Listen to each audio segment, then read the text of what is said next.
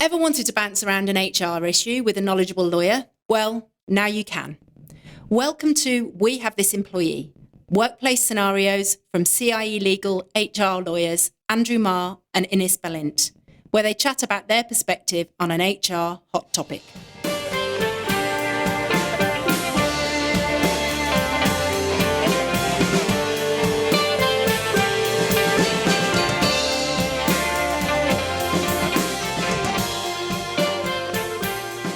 Welcome to We Have This Employee, and today we're going to be doing something a little bit different.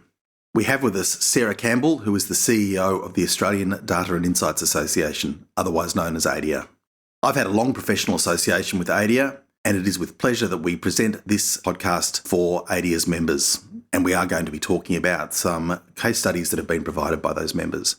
And before we get going, firstly, welcome Sarah. And perhaps you'd like to give us a little bit of background about ADIA and introduce yourself. Over to you. Thanks, Andrew. And firstly, thank you very much for inviting me here today to have a part and play my part in We Have This Employee podcast. It's great to be here. So look, as Andrew said, my name is Sarah Campbell and I'm the CEO for the Australian Data and Insights Association, better known as ADIA. So just a bit of background on what ADIA does and who we represent. So we're the peak industry body for data, insights and research organisations in Australia.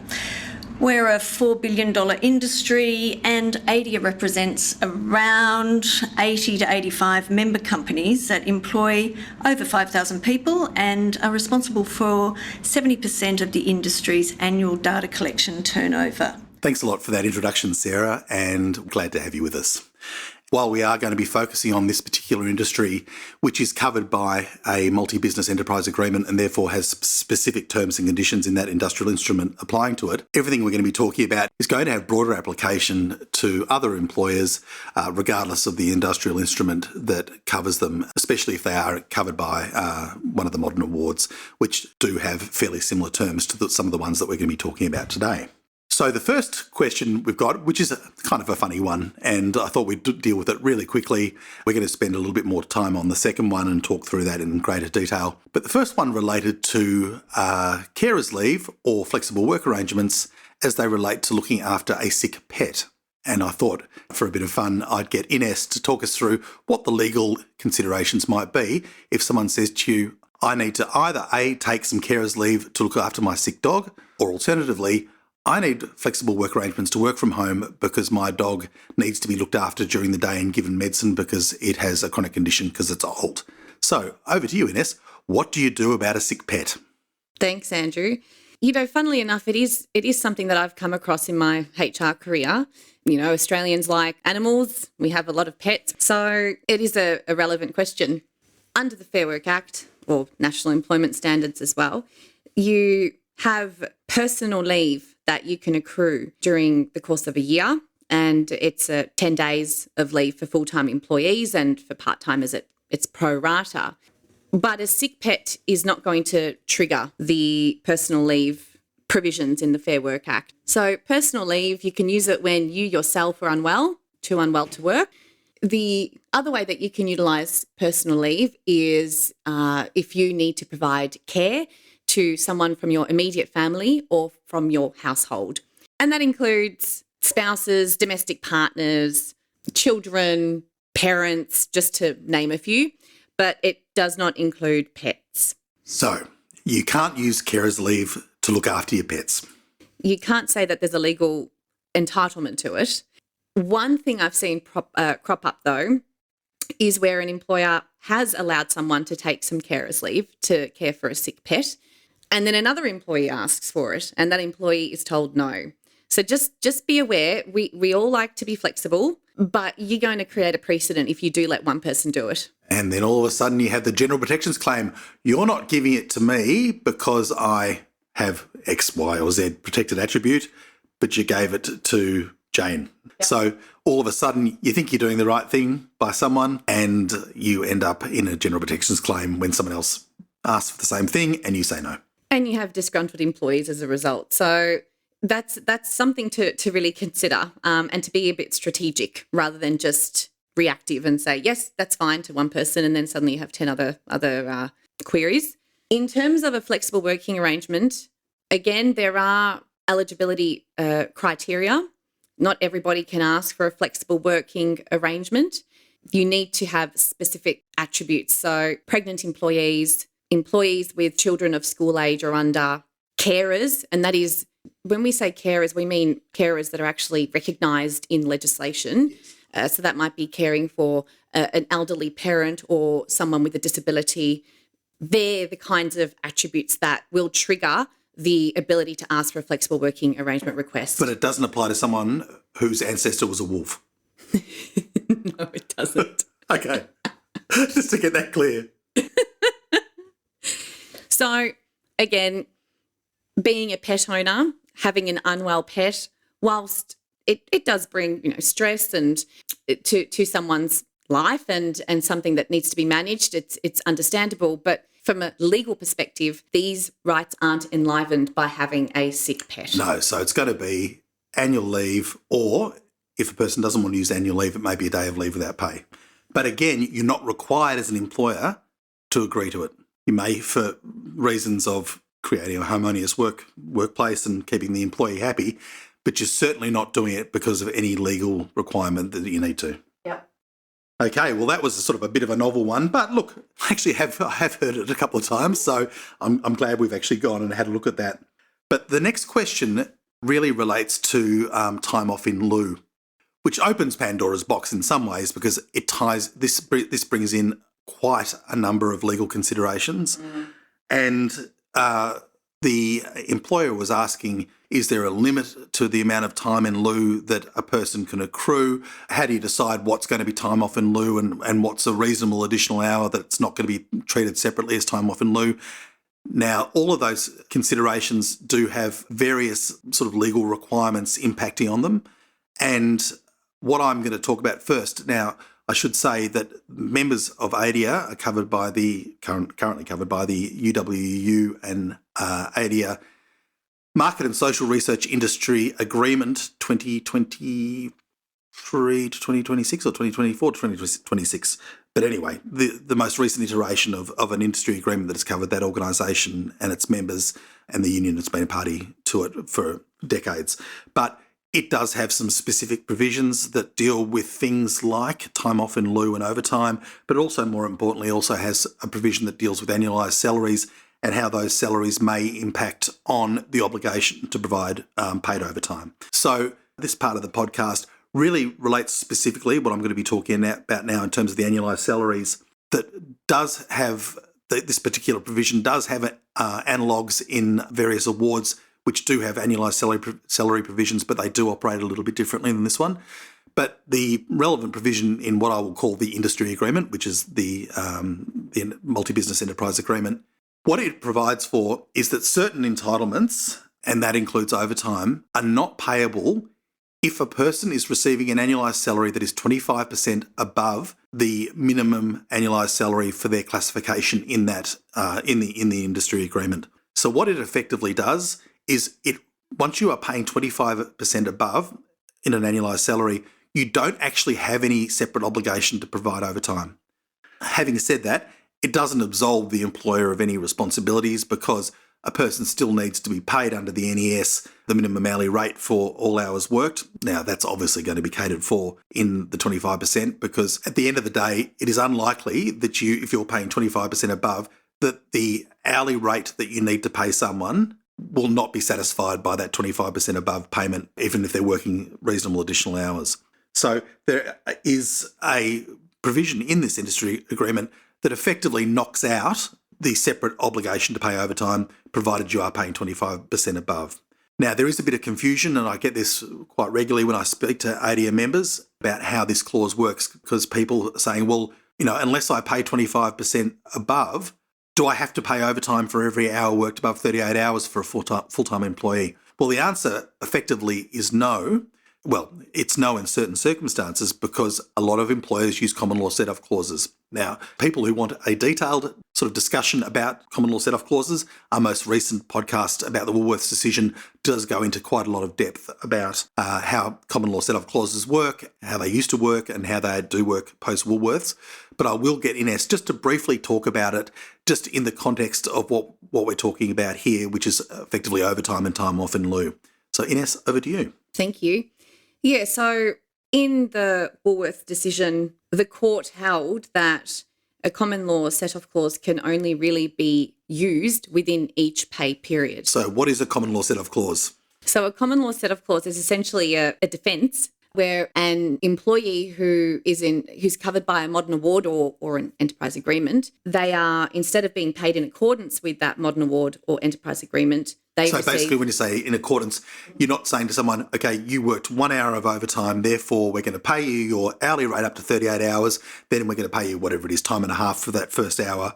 You're not breaking it down in that way.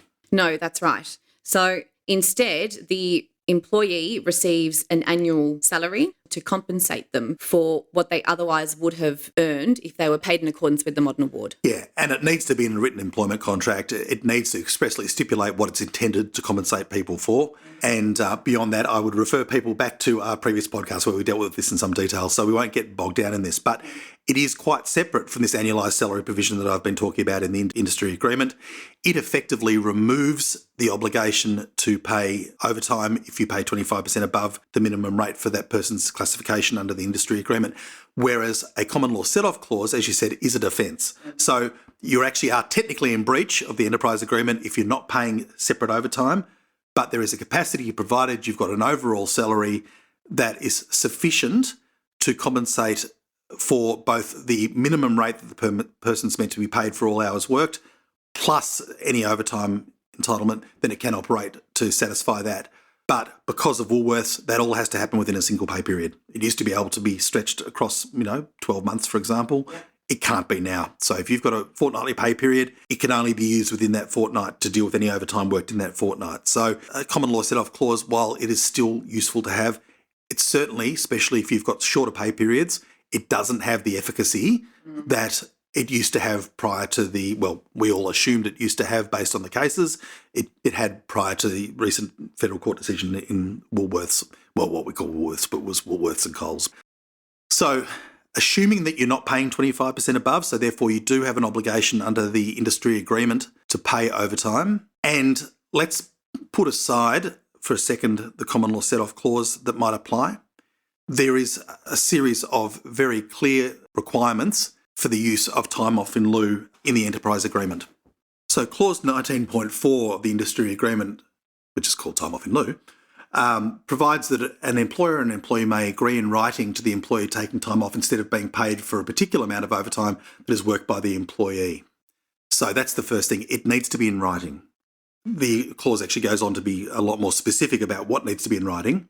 It says that any amount of overtime that has been worked by an employee in a particular pay period and that is to be taken off as time off in lieu instead of the employee being paid for it must be the subject of a separate agreement. So effectively, in each sort of either week or pay period, you would need a separate agreement to put time in lieu arrangements in place.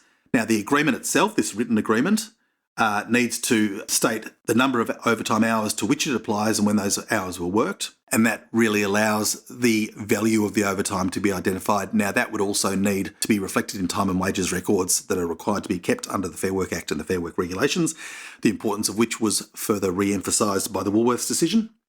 The agreement also needs to state that the employer and the employee agree that the employee may take time off instead of being paid for overtime. And also that if the employee requests at any time, the employer must pay the employee for the overtime covered by the agreement but not taken as time off at the overtime rate applicable to the overtime when it was actually worked. And that needs to be in the next pay period following the request. It can be done via email. It doesn't need to be sort of a contract type document. It can be an email sent to an employee that they confirm by an email in reply. Now, there are also a number of other requirements that actually sit with these particular sort of evidentiary requirements. And they are that the time off must be taken within 6 months of when the overtime is worked, at a time or times within that 6 months that the employer and the employee agree. Again, if the employee requested any time, they would be paid out the overtime instead of having it treated as time off in lieu. And if it's not taken within that 6 months, it is paid out at the rates that it would have been paid out had it been paid out at the time. So it's really not a particularly flexible way of addressing overtime worked. Now, while this does apply specifically under the industry agreement and therefore is relevant to ADIA members, Ines, you've reviewed some sort of comparable provisions in awards. What do they tell you? Is it a similar sort of approach that you've seen? It is, basically mirrors what you've just referenced, but it's very similar things. So an employee and employer can agree to bank time off in lieu rather than have the overtime paid in that pay period or the next one. The 6 months requirement is there as well. So maximum 6 months that the toil can be banked, and then it does need to be paid out at the rate that it would have been payable at the time of overtime being taken. So under modern awards, there are different rates of overtime associated with the number of hours that an employee has worked in any given pay period. And the employee can ask for it to be paid at any time, and you need to have separate written agreements. One way we've looked at practically applying this with clients, and when we have advised clients in the past, just to try and lessen the administrative burden, because that's quite a lot where you're keeping track of overtime, but they're all due at different times. I mean, that's quite significant. You have to keep track of the overtime that's been banked, but they're becoming due and payable at any given time. So that's quite a significant burden for an employer to manage. It is. It's also, interestingly, sort of kind of a contingent liability, because the value of someone taking their overtime as time off in lieu or toil, time off in lieu, is at their sort of standard rate or the minimum rate in the relevant agreement. But of course, at any point in time, they can ask for it to be paid out, and all of a sudden it has a far greater value because it has an overtime value, and whether it's time and a half, double time, or in the case of the ADIA agreement, certainly there are also sort of some loaded rate provisions that are a little bit different from the way they approach it in other industrial instruments. But at any point in time, an employer has kind of two sets of liabilities, because they have the liability if it's taken off as time off in lieu, which is really 100% of the person's relevant rate. Or alternatively, at any point in time, they can ask for it to be paid out, and all of a sudden it has a far greater value. So, as you said, it is quite complicated for an employer to manage this, because firstly, you've got that 6 month trigger, and all of a sudden it's automatically payable, but it's incremental, because this month's time off in lieu suddenly gets payable in 6 months' time, but next month's pay in lieu gets payable in 7 months' time, and so on and so forth. So each month, effectively, you've got that 6 months expiry date hitting for every single employee. So it really can be a real nuisance for employers to sort of manage this time off in lieu. While it seems to be a bit of a gift in some ways, because it is cheaper, obviously, to let the employee take time off at their ordinary rate than having to pay them a loaded rate as per overtime, the administrative burden suddenly makes it a far less appealing proposition than it otherwise would be. Well, I mean, would you agree with that? Yeah, definitely. Again, it goes back to, what payroll software are you using? Do you have an external payroll provider that's managing all this? It's really understanding how they can provide this service to you so that you are meeting your modern award obligations or industrial agreement obligations. In terms of the written agreement, this is an interesting one, because it's almost not feasible to require an employer to, every pay period have some kind of written agreement with the employees that, okay, well, the employee worked overtime in this pay period. And would have to stipulate what that overtime was, of course. Each separate agreement actually has to, at least under the industry agreement for ADIA members, it actually has to identify what that overtime was in that particular pay period. So it's not even just a tick a box. Yes, any overtime I've worked, I'm happy to have an office time off in lieu. It actually you'd have to actually go back there and state on that particular document, or as part of that email exchange, what the time off in lieu for that period actually was. Yeah, definitely. It's not enough just to go, do you agree that any overtime you worked this week can be banked or paid out? Right. Yes. One way we have advised clients in the past, and I believe it was helpful and made it a little bit easier, is to have a kind of overall systematic approach. So there was a bit of a form. Employees would fill out the working hours that they completed for that week or pay period. For clients with more sophisticated systems, it would also be just what the payroll software or systems spat out in terms of what the hours were that were logged. And then it would this form would clarify, okay, well, the overtime hours for this pay period are X, and would ask the employee to tick, do they want the overtime paid out in that pay period, or tick, would you like to bank it? And then the employee would sign it and the employer would sign it and they would file it. Yeah. Or in this case, say in relation to the ADIA provision where it can be done by email, would you say, and I'm just sort of spitballing here, but you could have please find it below a link to our payroll system that displays the overtime you've worked in the last pay period. If you are happy for this to be treated as time off in lieu, please confirm by return email. Because then you're not having to go back and say, get someone from payroll, go into the system, get either a report or whatever, put it in an email, send it to the person and to and fro. But if you had a link where they could go and check, even though it's actually not in the email itself, it's there, but you're not having to go through that extra step. And that might be the simplest way, bearing in mind that this particular provision in the industry agreement does have reference to email, though I suspect that it would probably work in relation, because it only has to be in writing, it'd probably work in relation to modern awards as well. Two more things. One, there is actually a statutory restriction on reasonable additional hours in the National Employment Standards.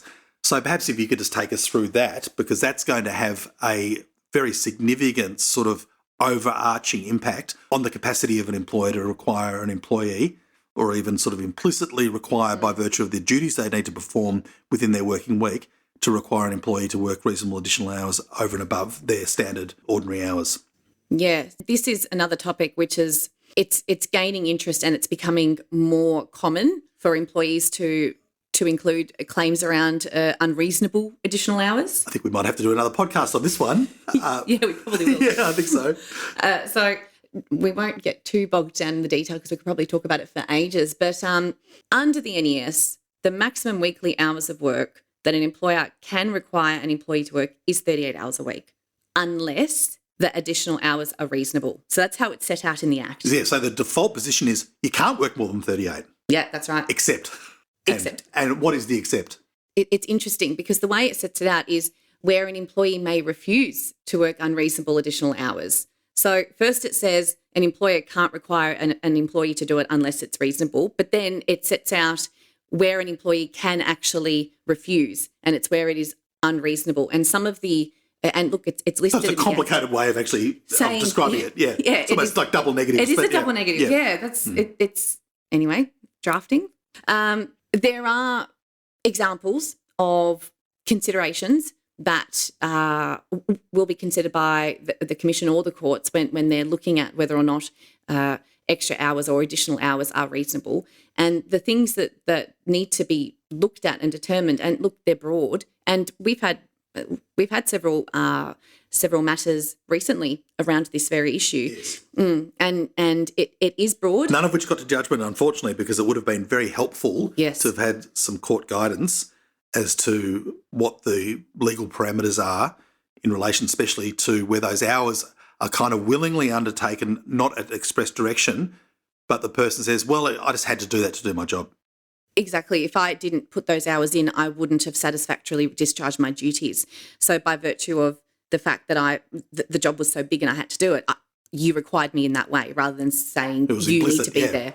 And look, just on that point, there is a claim in the courts at the moment that the Financial Services Union has supported employees in bringing against NAB, where there are bank managers and other senior managers who are asserting that they had to work between 50 and 80-hour weeks. That will be significant. Yeah. It's been a while, I think, since something of that nature. Might be another Woolworths decision. So far, the case law on it, it's been more, employees that are paid by the hour or that are rostered on, and then there's a real explicit requirement to undertake these hours. Whereas for senior level managers, senior level staff, where there's some discretion as to the hours you work. Yes, that's where we don't really have the guidance. So especially if they're working from home and it's not visible. That's the sort of the real landmine here. Really, is that employers may not even know what hours their senior execs, for example, or they're not even necessarily senior execs, but just employees are working if they're working from home, albeit with the proviso that time and wages record requirements really do require now employees' hours of work to actually be recorded in time and wages records, even if they are occurring outside the office and employees working remotely. And there's all sorts of questions about employees working at night and penalty rates. And there's a lot of complexity there that, again, might actually be something we can talk about at a later date, because that's a whole hornet's nest. It is just like every other topic in employment law at the moment. Yeah. So in terms of the NES requirements, can you just quickly list or just read out what the statutory considerations are? Because I think it's important that people understand that there are specific considerations which may not be exhaustive, but the Act does set down in terms of working out whether or not additional hours are reasonable. Yep, definitely. So the following must be taken into account when determining whether these additional hours are unreasonable or reasonable. Any risk to employee health and safety from working the additional hours. So we've got the health and safety risk that needs to be considered, the employee's personal circumstances, including family responsibilities, the needs of the workplace or enterprise in which the employee is employed, so there's the business reasons there, whether the employee is entitled to receive overtime payments, penalty rates or other compensation. So I suppose what that suggests is if you're not getting an extra payment for working those additional hours, what does that mean? The notice given of any request or requirement to work the additional hours, the notice given by the employee of their intention to refuse, because this is around the employee's refusal, the usual patterns of work in the industry.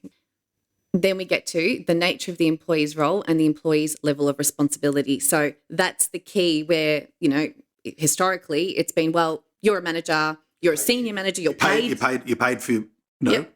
You're paid well. in a commensurate, in a commensurate manner with respect to the your seniority and responsibilities in the organisation. So therefore we expect some reasonable additional hours. And I think that the takeaway has always been for me that, yes, you can expect some reasonable additional hours, but they aren't 10 or 12 or 15 reasonable additional hours per week, because that's not reasonable. It's not going to be.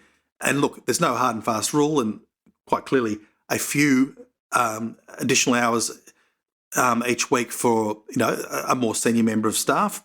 Look, and I'm not advocating this in any way, but look, you might be able to defend an hour a day or something like that reasonably readily for a senior executive. It's a white-collar job. You're not at risk of high level of risk of fatigue and a workplace accident. But, once you're starting to move up into that, where people are sort of working 50 plus hours, you really are, I think, pushing the envelope in relation to these requirements under the NES in terms of reasonable overtime. And last but not least, the good old catch-all, any other relevant matter. And that's right, as I was saying before, it's not an exhaustive list, because they can take into consideration anything else they want. So to wrap this up, you've got a few different considerations in relation to time off in lieu. The first one is, are you paying 25% above the minimum rate for that particular classification in the industry agreement? If you are, then most of these considerations, not including these reasonable additional hour limitations in the NES, they apply no matter what. Mm-hmm. So it doesn't matter what the industry agreement can say, whatever it wants, the NES overrides the industry agreement. But if you have that, then you're not having to worry too much about time in lieu. If you've got a common law set-off clause, and I think this is the key to it, it does give you some capacity to not have to worry, because you're not relying on time off in lieu. You're basically saying, yes, you're entitled to be paid overtime for those additional hours.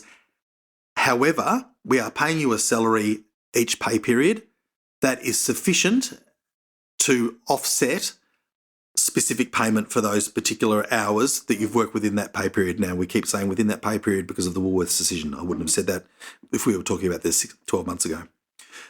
But that is probably the best way to avoid having to go through the absolute rigmarole, both under the industry agreement that I've talked about the relevant provisions for, and in the modern award that you've talked about. That is going to be the best way to avoid having to jump through those hoops, is to rely on a common law set-off provision. But it is constrained now to that single pay period consideration. So I guess the takeaway message really with all of this is, firstly, you need to keep time and wages records of all the employees that you employ. Now, in the context of the market and social research industry, the industry agreement and actually the underpinning Market and Social Research Industry Award have very expansive classifications that go from very junior to very senior members of the organisation. A few other industries do that, the banking, insurance, finance, insurance, whatever it's called, award, the banking award, I'll call it. SHADS as well. SHADS does that as well. So there are a number of awards that do have quite expansive classification structures that go really to nearly the top of organisations. So it's not just a case of, you're a senior consultant and therefore, you're not worried, you don't have to worry about it. If you're paid above the high salary threshold, about 200 inclusive of super, if you're paid over that, then some of these considerations won't come into play. The NES still does. The things you need to do is make sure you've got time and wages records. Even if you're paying 25% over and overtime doesn't apply, you still need time and wages records because there is kind of a loose reconciliation obligation in the industry agreement. If you rely on annualised salary provisions in awards, there's rigid reconciliation obligations. You also need to manage the amount of overtime being performed because you have got this reasonable additional hours limitation or set of restrictions in the NES. And if, in fact, you are going to have people taking time off in lieu and not rely on common law set-off clauses to avoid that obligation, but then you are going to need to have fairly strict documentary requirements in place. You might be able to, I'm always careful about this, say it from a legal perspective, but if you were going to be a little bit cute about it, you could probably say, you've got a common law set-off clause, we're not required to pay you overtime, you've worked some extra hours this week. In recognition of that, you've had to come in, for example, to run a group, and this is on the weekend, we're going to give you 5 hours off, during the week, you can take those, but you're not running them through the enterprise agreement or the industry agreement time off and lieu provisions. It's a little bit more of an informal sort of thing just to keep your employees happy, manage their workloads and what have you, but you're not trying to actually use the time and lieu provisions to get out of paying overtime because you actually rely on your set-off clause to do that. And then you can have a time and lieu policy, and I know that a number of ADIA members do have those in place. But that's really the only way you can do it. So you're kind of trying to thread about three different needles with the same thread. It is tricky. The Woolworths decision has made all of this so much more difficult than it previously was, but it is possible. But I guess thank you very much to the unnamed member, I'll keep it confidential, who sent through the time and lieu question. It's a really good one. There is so much to it. We actually could talk about it for quite a long time. You would all probably fall asleep. But thank you in particular to ADIA and to Sarah for joining us today, and to ADIA members for listening in. So thanks a lot, Sarah. Thanks, Andrew and Ines. What a interesting set of case studies. Look, I'm sure our members and the broader community will find it fascinating and valuable, your insights into the various case studies. And look, it's just an absolute minefield, isn't it? Anyway, over to you two, and thanks so much again for having me. Thanks, Sarah. And thank you, as always, to Ines for your valuable insights. Thank you. See you next time. Thanks for joining us on We Have This Employee. If you like what you've heard, please subscribe, leave a review, and share this episode with your colleagues. You can find this podcast and all episodes in the series on our website, cielegal.com.au, on LinkedIn, and on all the usual podcast hosting platforms. Until next time.